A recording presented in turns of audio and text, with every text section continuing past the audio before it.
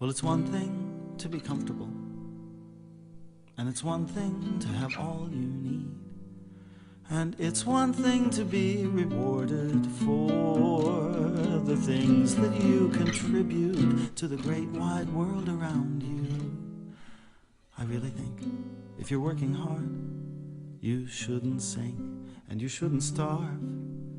But must I wink at the chunk you carve yourself out of a pie we all must share? Is there any limit? Is there any way to get out from under you?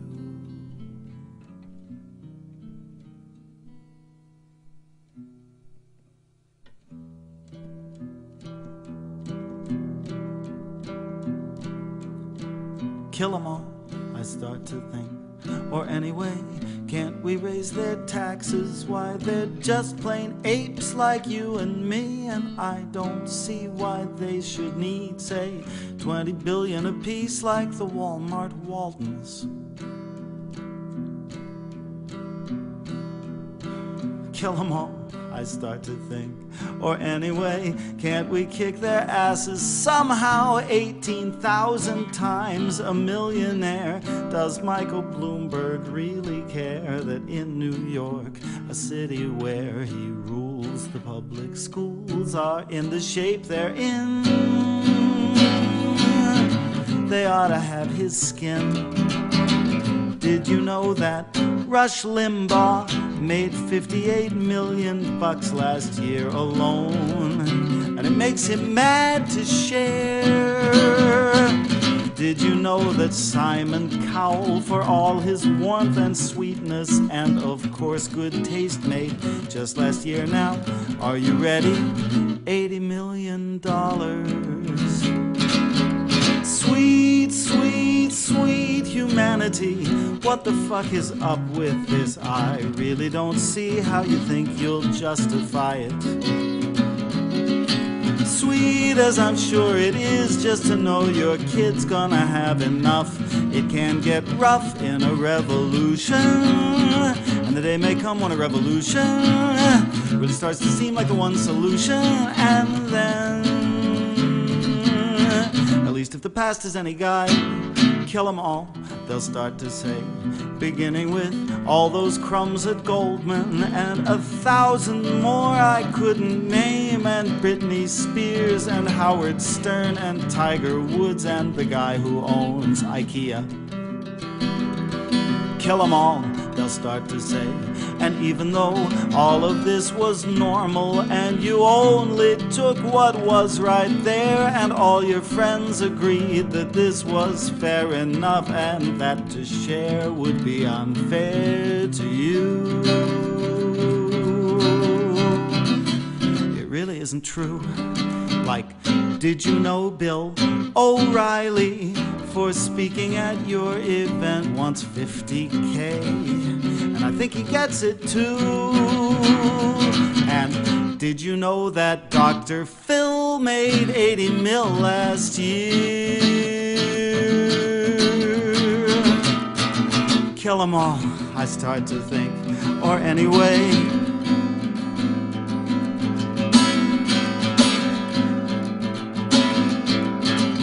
we raise their taxes. Welcome to Illegal Knowledge. This is Michael. I hope the mic is up. I'm talking. Yay, welcome to Illegal Knowledge. I'm Michael. We are live today on Friday, the 15th of August in 2014. This is episode 702, The Gap. And tonight we're going to be talking about the wage gap and other various income disparities in a whole bunch of different ranges and topics. Just so you know, you can watch the replays every Thursday morning at 7 a.m. or anytime on the internet at illegalknowledge.com. This, unfortunately, is going to be the last of our monthly shows. We're going to, for the next couple of months, go bi-monthly, so every other month. Which means, this is due to City Tucson budget cuts, unfortunately, so that means that October 17th will be the next show. And then we won't be doing one either in September or November and then December on the 19th there will be a show.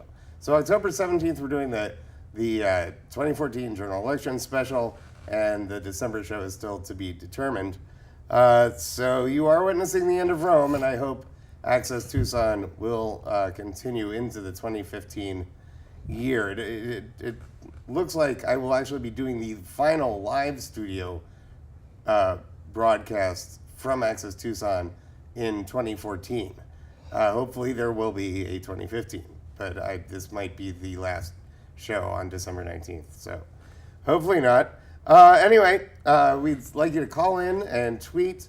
If you're watching live, you can call in to the number. We'll probably get it on the screen there. I forgot to add that. It's on the website and illegalknowledge.com, and you can tweet. I got the computer down here at IKTV Live, or use Facebook, facebook.illegalknowledge.com. Oh, almost, not quite. Okay. Yeah, I'm back. Or email us at ask@illegalknowledge.com. All right, so send your questions now. I'll ask them on the air, or call in, and you can ask them yourselves. So tonight, as I said, we're going to be talking about the gap in pay and power, influence in education, health, quality of life, and taxes and everything. It's creating a greater divide in society than we have seen in basically since the robber baron era of the late 1800s. We have a bunch of videos on the website. Go look at those. They're really fun. There's a couple of graphs that we're going to be putting up. Those are on the website as well. Before I get to that, I'd like to talk about a couple things. We have John Cromco here, but we're going to be talking about some news first. So Robin Williams died, unfortunately, on Monday. He was an absolutely wonderful, funny, manic, amazing comedian and actor.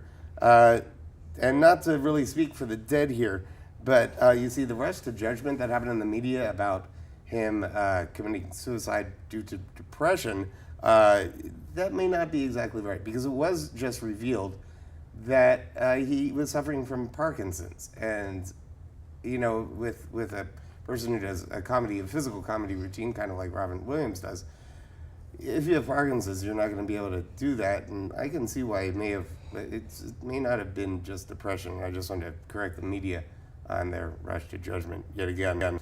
And that, you know, may have explained it better. But again, who am I to know? In worse news, the U.S. Still has this appalling, deplorable tendency to have police or those people who think that they call themselves police or something like that, who think they are, to go and kill our black youth.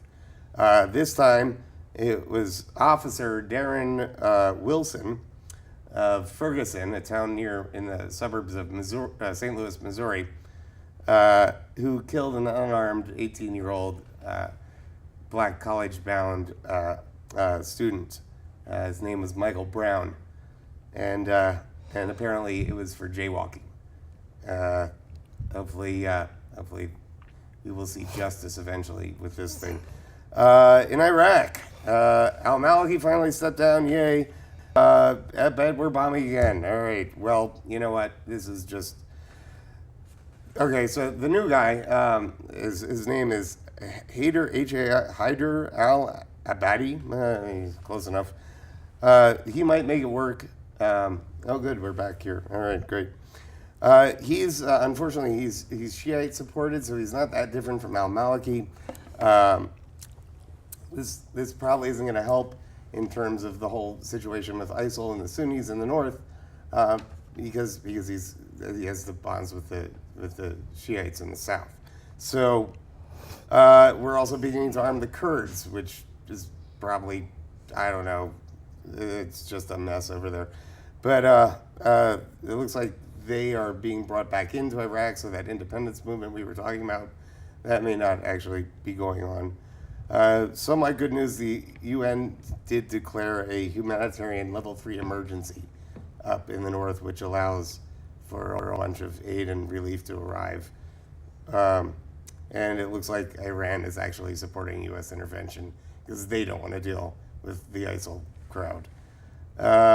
Repeated truces in Gaza is a good sign.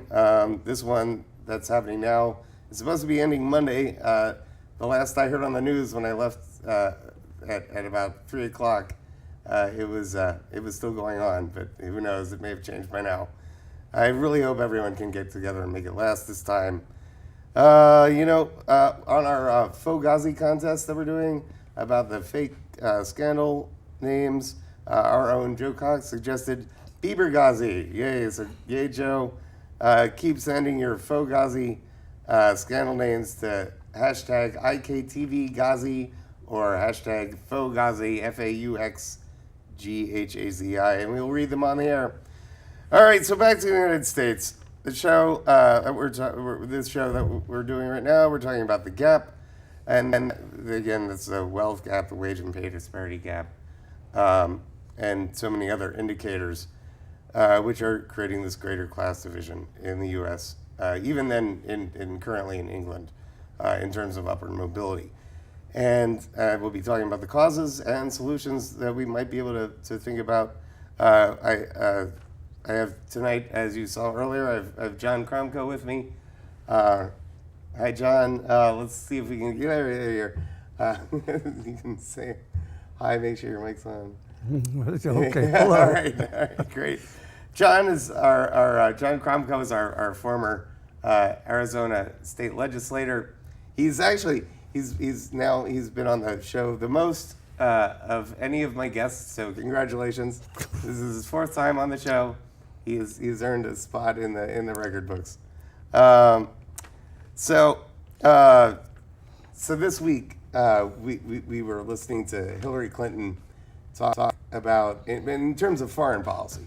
She was saying that the quote was, "Don't do stupid shit," and it's it's with what's going on in Iraq, with what's going on in Syria, and don't do stupid shit. But you know what she wasn't concentrating on, what she wasn't focusing on, was all of what's going on economically here, and that we're not funding the middle class. We're not putting money into the pockets of the people who have the most spending power.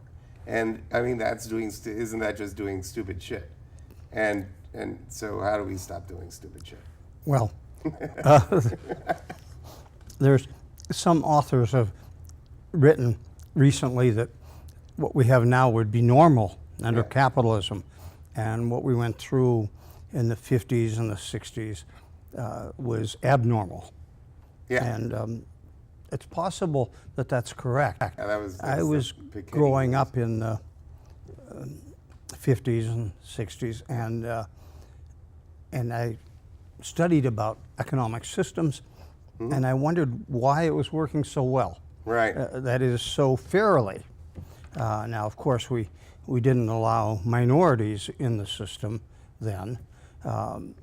They were largely outside, but the fact that the income and the wealth was so evenly divided, I thought, how can this be?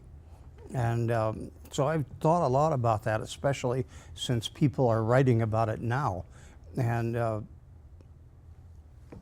I'm not sure what caused it, whether it was a sense of patriotism or maybe it was a sense of justice. In the time of Eisenhower and even Reagan, rich people paid marginal income taxes, that is the tax on their last dollar that they made, of 90%. And there was very little complaining. I don't remember much complaining at all about it. Rich people paid a lot of tax. And it was wonderful because it allowed us to build the interstate system and to go to the moon and build massive infrastructures, would put everybody to work. It was great. And I wondered how that could survive, because I thought to myself, very rich people had influence, and why did they allow that? And of course, And I guess it dawned on them eventually, right? maybe I put a curse on them. Yeah, you but- jinxed it, John. Yeah, it's maybe I, sometimes you think stuff and you say, oh no, I shouldn't have. But I thought of that, and what happened after that time, and what we're really seeing here is that. We've actually, if we could show that, the first graph there, because we have this. Go ahead. Keep moving. Okay. Yeah. What Yeah, is this see, graph? See, that was back there on the far left.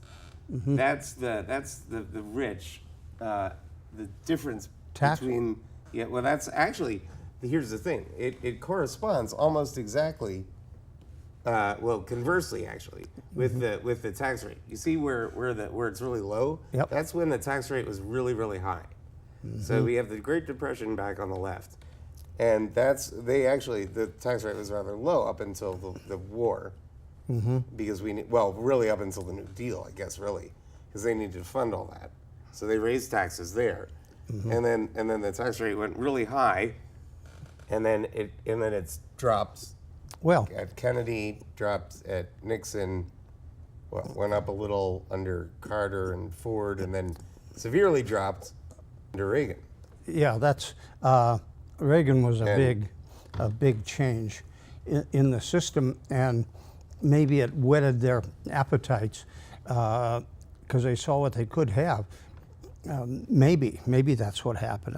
I don't know, but it was a wonderful time. By the way, I was a young kid, and it was I was went away to college to be an engineer, and I actually worked on the building missiles. We never thought about what they would do.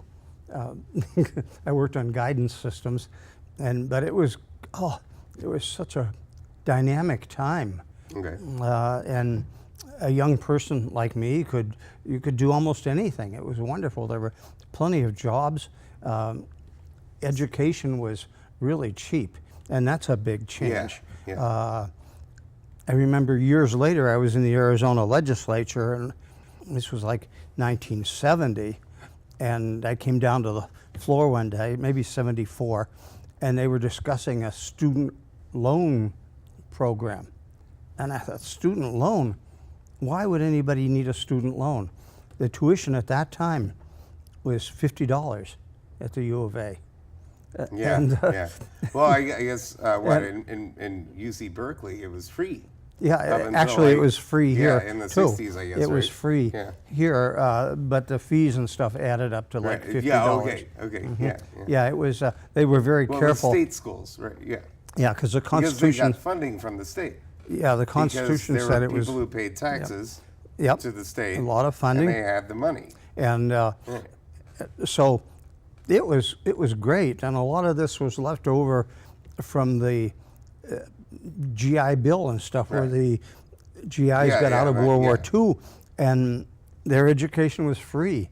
And I You go believe, and serve, and then you get your college paid. yeah, and I might be completely wrong on this, but I always believed that was what led to the huge technological advances of the leadership role of the United States in the world. Well, was, it didn't hurt that Europe was in a giant smoldering wreck. well, that didn't hurt. But the fact is that these, that all these guys who were more appreciative of education, they were older, and they come back and they had a free education, and those guys really learned a lot. The huge technological advances, and so I think that was all very good. But what happened? What happened? And I said how nice these people at that time. Well, we taxed the people who could afford it. Yes. Rather heavily, and not it wasn't like all of your income. It's a graduated tax. So the first amount is no tax. Yep. The next amount. I mean, this is how everybody's tax works. The first amount is you're not getting taxes, and the next amount you're getting taxed a little as you go on up. You get taxed even Sure, more and more. more. And the very top earners, beyond whatever it was back then. Yeah. Now it's what, over a couple hundred, 120 or something like that. I forget what it was. Yeah, or whatever it is now. But very highest. That's the top tax rate, and that only the portion above that, 120,000. Let's say, I think that's the number, but I'm not exactly sure. Well, but it's only on what's above that, and we're what, at 35% now. It was 90 back in the on the highest. Who was a Republican? Highest amount. Yeah. During Eisenhower and Reagan, and well, another thing I at think- that I think time, I remember it lowered seeing a little bit during Kennedy. Yeah. So it wasn't quite. It was like 70, I think, when Reagan started. Well, I remember seeing a pie chart and where the federal government's income came from, the revenue, and it was 1/3 of it was. But it got down to 23. Well, it was 1/3 from the corporate income tax, is what I Yeah. was saying. Yeah. Now, and corporate income taxes were higher as yeah, well. corporate And people that's what- paid them. Like, whereas we have like GE Right. paying negative $4 or for whatever it is. Yeah, a it's third. Like, excuse me, how many billion-dollar company is paying negative? Yeah, I saw zero, that. essentially. Yeah. Yeah, actually pay less than zero. and get some slightly less refunded. than zero. Yes. But the a third of the federal revenue was from the corporate income tax. Right. Now and it's now nothing. they're fleeing the country. Yeah. That's what they're calling inversion. Oh, it's Yeah, where they basically, what inversion is when they set up. I'm telling everybody. Oh, good. Is when they set up shop, like for instance, Walgreens. I have a bit of a cold, so I have the DM here. So Walgreens just reversed its decision, to their credit, which is why I even mentioned them and showed them on the on the screen here. But they were planning on going to, well, I think it was Switzerland. They bought a little company, and it wasn't like Ricola or something, but it was something essentially, and they said, okay, we're going to move our corporate headquarters down to Switzerland. We're going to keep all of our U.S. stores, but we're not going to pay any tax because our corporation's now in Switzerland because we just bought this. And so you're this little corporation that you buy, and that's why it's inversion, is basically being the inverted parent of the much larger corporation. Yeah, and so basically it's a scheme to get out of paying taxes because taxes are lower. There's tons of loopholes like that. Oh yeah, and that's just one of them, and there's plenty. Yeah, Yeah.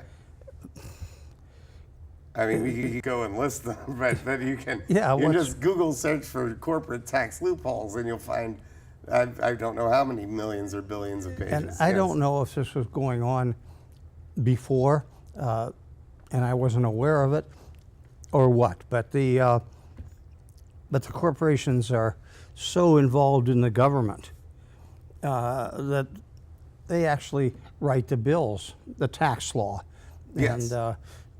They write it with one corporation in mind, Yes. but they have to say it generally. Yes. So they say one corporation that was they say to any corporation that was founded on this day. That's and has its headquarters on this road. it's Which now is a town. it's almost that bad. It's I almost think that there bad. is something like that up in and Massachusetts. But yeah. and it's so cleverly done that you can't even figure it out. It's so cleverly done. I remember I was in the legislature and I was on the Ways and Means Committee, the tax writing committee, and we one day had a meeting, and it was going on, and the question was how to value rolling stock on the railroad, say. So those diesel locomotives are massively expensive. They cost many millions, way more than I even thought. Sure. Very expensive. But so how do you pay property tax on this, you say? Because it goes to a different district every hour. Well, I would expect you to pay. Yeah, how do you? Well, yeah, what we yeah, did, so we I don't know. decided we take the value of the diesel locomotive and take all the miles of track in Arizona Right, okay. and divide it. Yeah, okay, well, And, that makes sense. okay, that I was pretty good. thinking You would do it off the land. Yeah, right? and okay, so right. it was the meeting, okay, and it was getting near the end of the meeting, and somebody said, miles of, and how about mainline track they put? Okay. And everybody said, sure, mainline. And I was And now walking it becomes back a to my definition office, time. and Yeah. oh, with that one word, we moved the Mainline, entire value of that locomotive into the desert. Because you have like 10 miles of track here in Tucson, and all the yards don't count, see, because they're not it's not mainline. mainline. And then there's all the way to Yuma, there's no tax at all, see? Okay. It's, so with that one word, which you would not catch today if I hadn't told you, and I gave you the tax law and you read it, you wouldn't catch that. But Yeah. that's what we did with the one word, and everybody said, okay. And we Right. did, whoa. Well, the question is, who suggested the main line? Well, There ooh, it comes, I'm right? sure he made plenty. Right, that's what I'm saying. Yeah. Yeah, it was just casually. How about a mainline track, and that one word gets, you know, Tucson District 1 gets 10 miles of track, and then there's 300 miles of track all the way to Yuma. Okay, so here we have all this lobbying and that's political what's influence. happening in Congress. I was Yeah. trying to illustrate. Absolutely. It's and so to identify that is something that goes on. The corporate lobbyists are just amazingly well paid by the corporations, and probably those worth are it. the only people who really get to hear, That's right.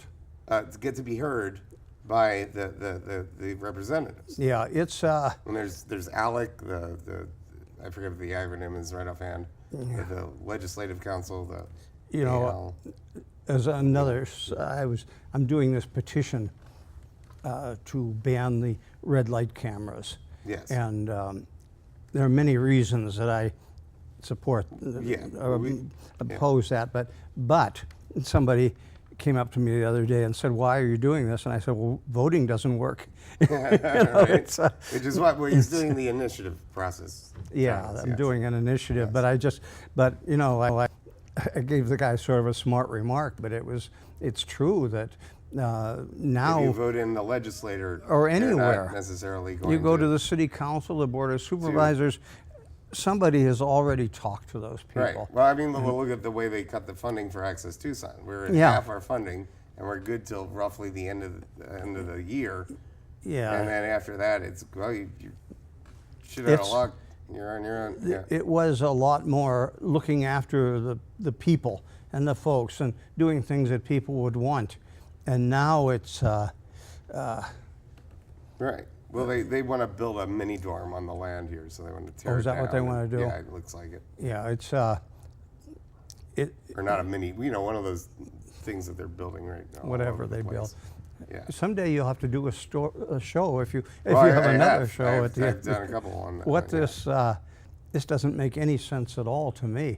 I hope I don't want to get too far off the Yeah, topic, yeah, but yeah. we'll get back. You know, Well, in a way, it is. It's the same Well- because the gap is now between the people who can do community media Mm-hmm. and the corporate media. yeah, these guys And have. we need to have more community media so that there is less of a gap. So, I don't yeah, this understand what's works. going on. There's Yeah. all these dorms being built. That's way more dorms than there's students at the U of A that need dorms. I don't yeah, know what could be going on here. You look at those towers they build in my neighborhood near Park and Speedway. I mean, I have no idea how many students live in there, but that's probably, if you look at those buildings, they're larger than Oh, all of those, the yeah. ones, the new, up there, yeah. whatever it's called. Yeah, now, how can just this? south of Speedway, in between Park and Euclid. If I was going to build something like that, I would not lay one brick unless I had the cooperation of the university, Right. because they have control over my life, and I would go and talk to them. And make sure that they were going to have enough students. I'm to not fill sure them. what the deal is, that they're going to be sent your way or what. Yeah. But it's way too risky a Well, thing I to mean, do. and the U of A was building more dorms just recently too, and those are really adding that many more students. It is, Yeah, it is, the enrollment hasn't gone up Yeah. that much. What's going on? But that's another thing. Okay, Yeah. let's. So we were talking about. so okay. So let's okay. So really, one of the biggest things here though with all this is that is that the middle class is not earning what they were earning, and that's where we sort of started talking with how it was, and that because it started off in the robber baron era. It really started off where you had child labor, you had no weekends, you had no unions, you had no minimum hour. That you didn't have a 40-hour work week. It was much longer, many more hours per day. Yeah. Weirder hours. No collective bargaining rights. Yeah, no holidays, no overtime. No overtime, no holidays, no sick leave, no vacations. Yeah, none of that. And the unions came around and changed a lot of that. Part of it was also on the part of Teddy Roosevelt busting monopolies and splitting some of the companies up because they also had company towns where you would go and the same people that owned the mine or whatever would own the store and would own the bar and would own the everything. Yeah. Well, it's and would be the landlord. So all your money would go right back to the company. Yeah. I mean, we're kind of getting there with where companies are merging so much.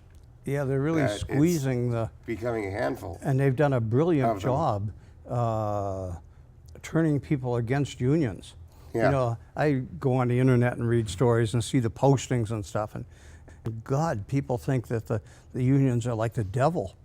You know, it's they don't realize what they. Yeah, all those things that we just said, unions are basically responsible for creating. Yeah, it would be. It would be the robber baron era, and you know, and if we get rid of unions, it very well could be. Yeah, it's I can't. You have to give your enemies or your opponents credit, and they've done a wonderful job of smearing the unions. Yes. And now I've always thought up in Wisconsin, what is it, Rick Scott? Or, no, is that Florida? The guy up in the where they were. Up in the north, where they were, it was either Wisconsin or Minnesota. And which one was Wilson that? or whatever his name was. Yeah. They've turned the people against the unions, and they're good at it. Now the unions, I consider myself very, very pro-union, but when I was in the legislature, I'd see these big union leaders, maybe once every year or once every 2 years, they'd come in and be pushing a bill.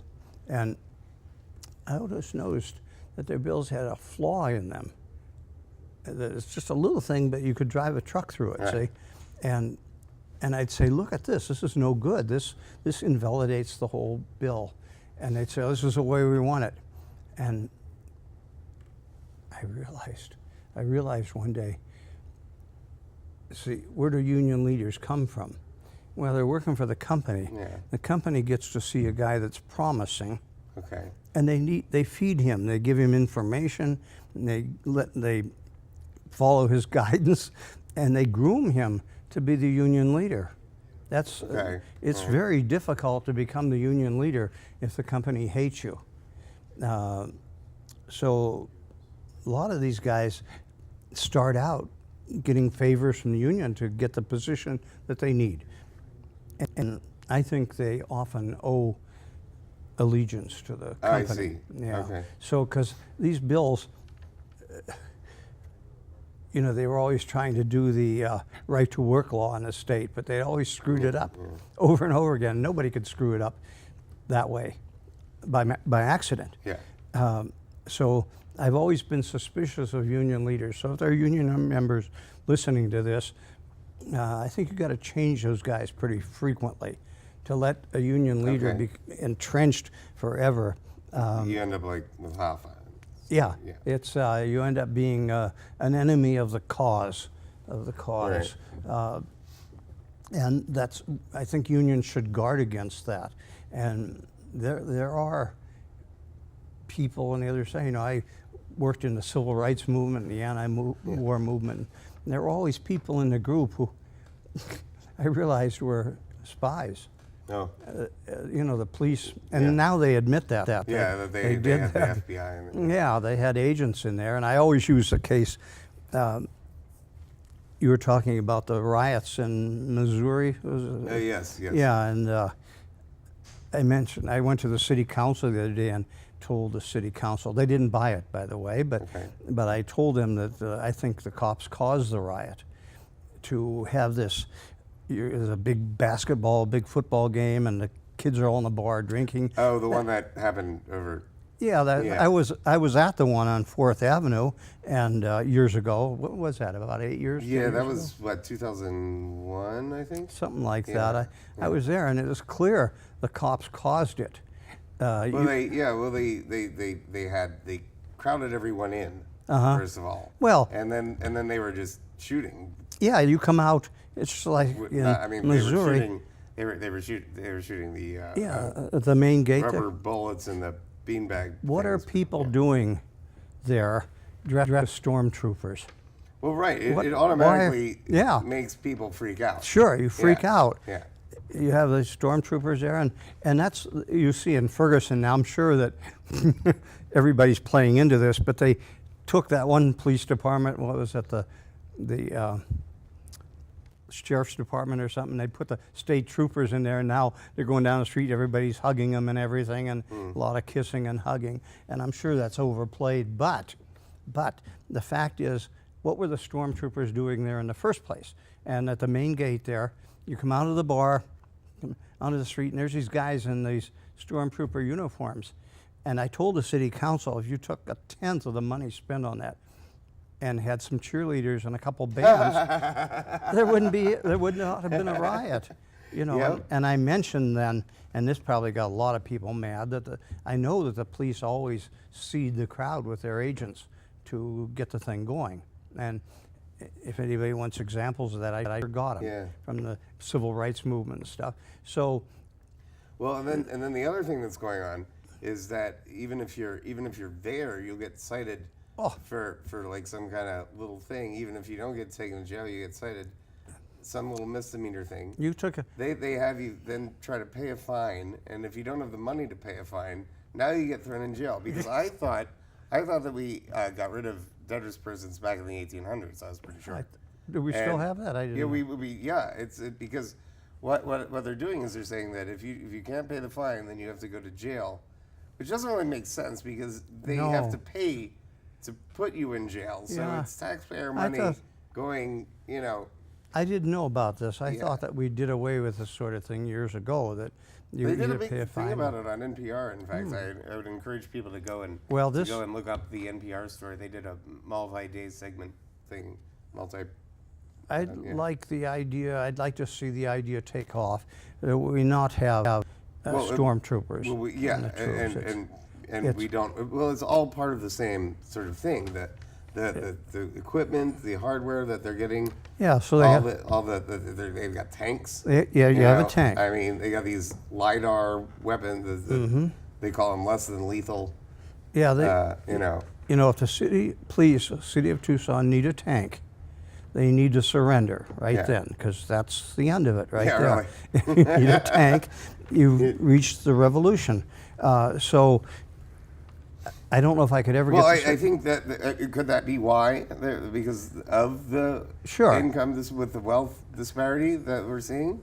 You know- that they actually think that might happen. I don't want and to that's be the a- reason why they're arming themselves. I don't want to because side with my just conspiracy. in the event that maybe This conspiracy people actually friend. wise up and are like, wait a minute, there Why are are they- 400 people in this country that own what 20% of the wealth or something like that, or That- some ridiculous like 400. Boy. The top 1% owns like half. It never hit me And as hard then, as yeah. it did right here when you're Yeah. saying this. Top 10% owns like 80 or something ridiculous. Yeah. Well, if you thought a revolution was coming, it would be prudent if you were the leader to get their guns. I mean, right. that would be a prudent thing to do. You're not the leader of the revolution, the leader. Oh, of the leader yeah. of the government. Yeah. Yeah, that's Yeah. what I'd want to do. Yeah. So I'd make sure they don't have any guns.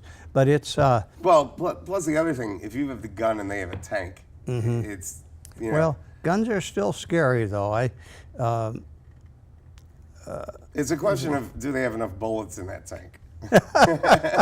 Well, I hope that local people who listen to this, there's been several articles I read just today and yesterday. They're taking all this military equipment that's not needed anymore, so they're giving it to the locality. Right. So here, and some of it's not even used. Really. Yeah. It's like just Yeah. straight from Instead of throwing Iraq it away. and Afghanistan. We don't want to throw it They're away, drawing so down, give it to the police. But these guys, Well, we don't leave there for ISIL to take over. yeah, we're Yeah, right. Oops. we're making. I think that we need to stop this militarization of the local police forces, and I'm happy to see that. Like I said, I read articles in the last day or two about Missouri there, and many people are agreeing. What are these guys doing with a tank? And it really does change things when you come out and there's some cops there that, I mean, we used to know. Or even just the no-knock, SWAT team raids for nothing. Yeah, I remember this. A lot of times they just have there's some domestic violence situation and they call out the SWAT team. Right. So you got these. And it's like, you're trying to stop violence with a SWAT team? Yes, and I mean, you're just begging for somebody to get killed right there. Yeah, well, So yeah. Why? The whole nature of a SWAT team is if you're going in, if there's like heavily armed. Yeah, heavily armed, not somebody drunk. Yeah, maybe the that's front what we yard need or to something. do is control when the SWAT team can go. It needs to be really, if there's heavily armed people fighting. Well, yeah, okay, like if it's. Which there never is, but it's. It's like the Ed Bundy thing with all the guns there. I mean, and there they didn't even they sort of never mind. I mean, I think a SWAT team would have been appropriate there. Like, well, that's. What did I say? Clive and Bundy.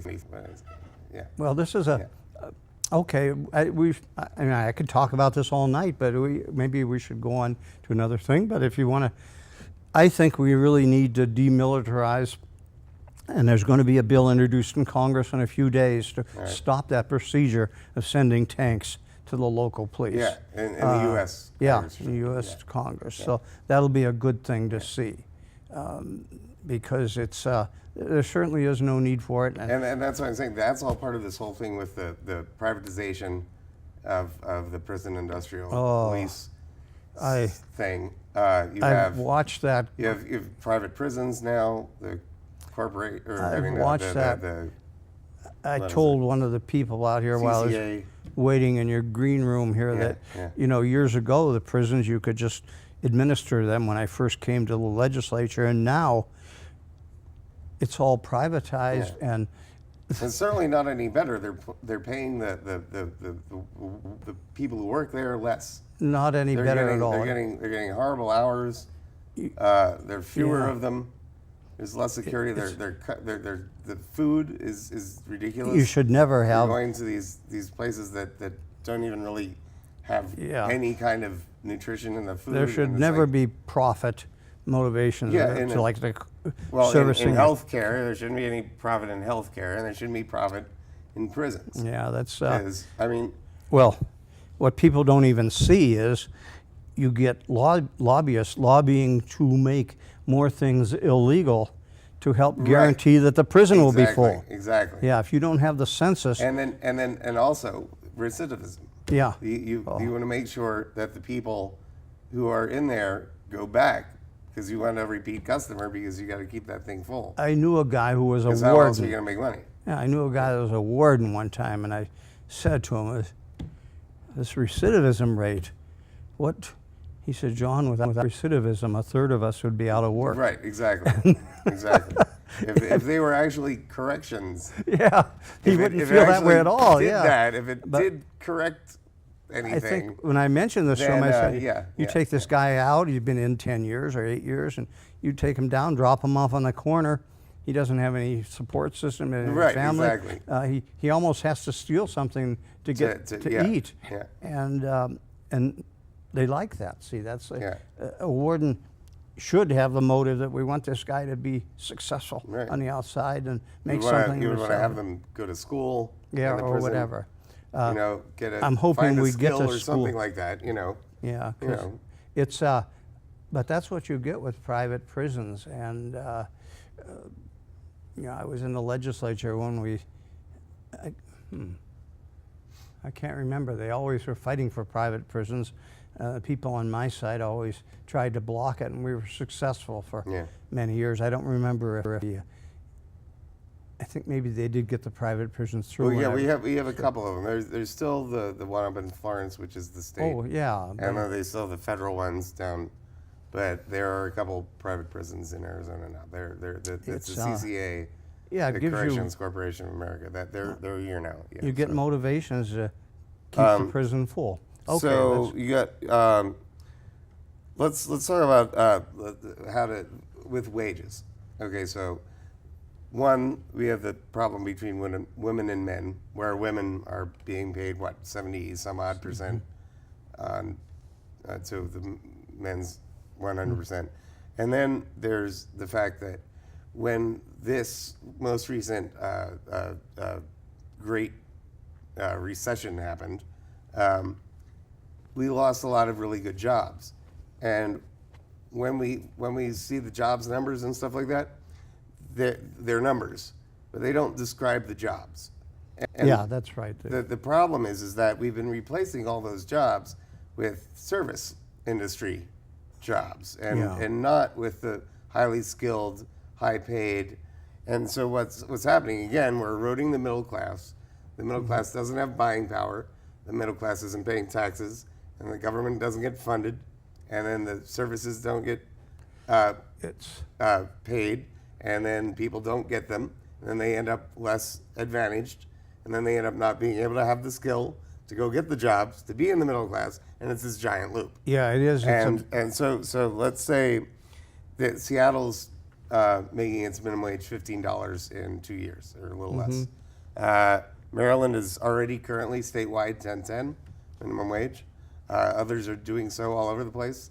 San Francisco, I think outside of LA, a couple places in, I'm not sure if San Antonio or Austin or one of them, and a number of other cities on the east. How about what we always have to raise it every couple of years. We have to raise it. Why don't we just tie it to like the cost of living allowance or something. or Yeah. inflation or Yeah, let me say that or CPI or when I went consumer away price to index? college, maybe 10 or 20% of the high school kids, maybe less, went to college. And I grew up near Pittsburgh.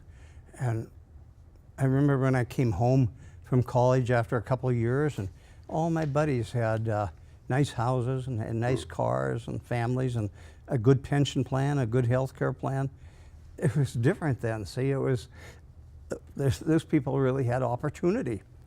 And now there's no opportunity at all. Yeah. There's no jobs like those guys, my high school classmates got. There's not a single job like that where you can work in the mill and make really, really good money. Well, and that's a lot to do with globalization. Yeah. With we used to have fair trade, and since the 80s it's been free trade. Free trade, right? Right. What a scam. Because I remember back then when that was actually the debate, as opposed to what part of PIPA or the European whatever thing that was, or the NAFTA or the CAFTA or it's foregone now that it's going to be free trade.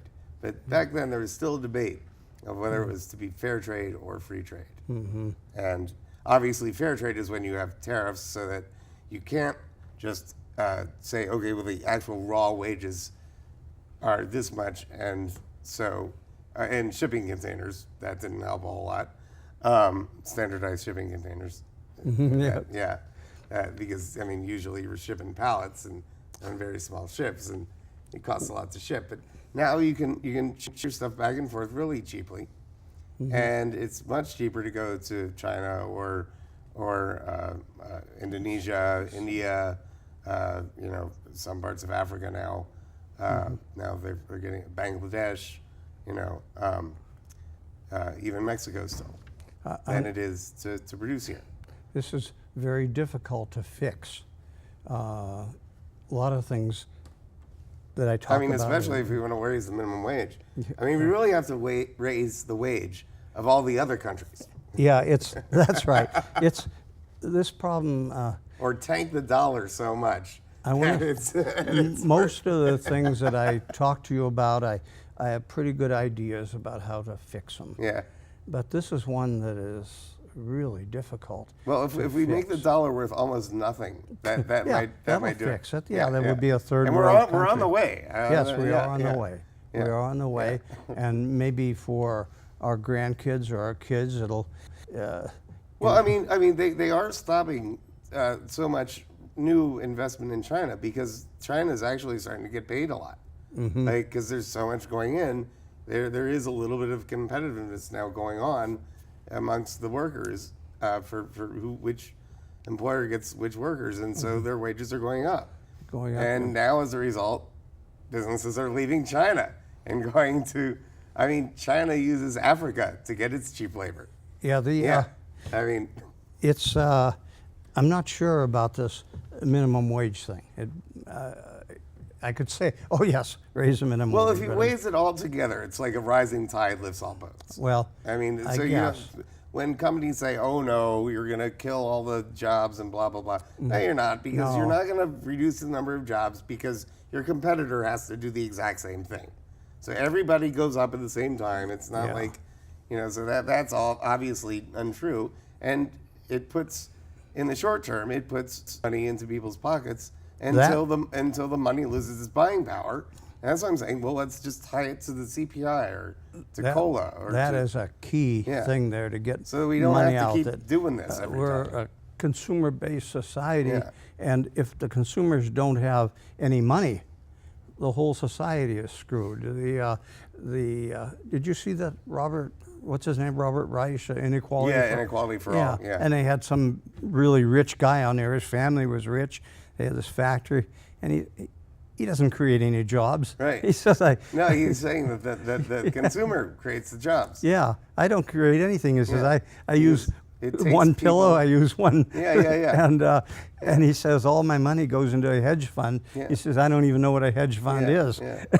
He has no idea where his money's going. He just knows he gets a pretty good return on it. Not creating any jobs at all. It's all Well, mythology. he's providing the company that hires the people. But in order to hire the people need to buy his stuff. Yes. And that's what they're missing. If you don't have an economy where people are buying stuff, then there's no sense. You don't have an economy. I noticed in your notes here what Henry Ford understood that. Yeah, absolutely. Yeah, he knew he had to pay his people. He basically invented the assembly line. He knew that, we're going to be making really cheap things, and we're going to have, but we can't not pay the workers, because that will eventually, no one's going to buy the car. That's right. So that's pretty And good. they're missing that point. And if they would, if the people who a lot of people who have money don't own businesses, but the ones who do, I think they really need to know that. And a couple of them do, like Richard Branson, like Bill Gates, and not very many other people. See, what I started out when I first talking tonight, that at one time there was a feeling of, I don't want to say patriotism, but to help the country. Yeah. This is good for the whole country. So those people were paid very high taxes in the 50s. And the people who don't pay taxes, that is very unpatriotic. Yeah. That would be a good, you just shame them. Shame Call them out. It's so that was and they shouldn't be able to influence elections. Yeah, that's They got to get the money out of the politics. Boy, bottom line, how much time? We're out of time. Yeah, we're just almost about. out of time. That is the key thing. We have to take that, and someday, people look back and say, "How could you have done this?" Where we, it's like, how could we let people go in and buy the politicians off, where they don't represent you at all? And I felt so bad because there was I remember I got up one morning and I had the radio on and the Citizens United decision was there and that corporations can give unlimited money. And I said, oh, Congress will fix this in no time. Oh, well. Oh, no, never. Well, the good thing is, and we're probably going to have to leave it there. The good thing is that there is an amendment. It's going in Congress right now. It's in the Senate, I believe, in the U.S. To basically overturn Citizens United. Well, it overturns it, but it doesn't do anything to stop the campaign giving. Yeah, we still have to take the individual amounts down. So I wouldn't say this one thing. I would personally prefer socialism, but even though we're using capitalism, we can do so much better. What we need to get the upper mobility working. We talked about how to do that, but we need really everyone to vote every chance you get. And that's our show. Stay tuned. We will be back next in 1 month to vote, or we will be talking about the revolution. Or 2 months, 17th of October. Sorry. See you. Thank you, everybody. Bye. How about you? Don't you know? Talking about a revolution sounds. Poor people gonna rise up and get their share. Poor people gonna rise up and take what's theirs. Don't you know you better run, run, run, run, run, run, run, run, run, run, run, run. Oh, I said you better run, run, run, run, run, run, run, run, run, run, run, run. 'Cause finally the tables are starting to turn. Talking about a revolution. Yes, finally the tables are starting to turn. Talking about a revolution. Oh no. Talking about a revolution. Oh, while they're standing in the welfare lines, crying at the doorsteps of those armies of salvation, wasting time in the unemployment lines, sitting around waiting for a promotion. Don't you know? Talking about a revolution sounds whisper. And finally the tables are starting to turn. Talking about a revolution. Yes, finally the tables are starting to turn. Talking about a revolution. Oh no. Talking about a revolution.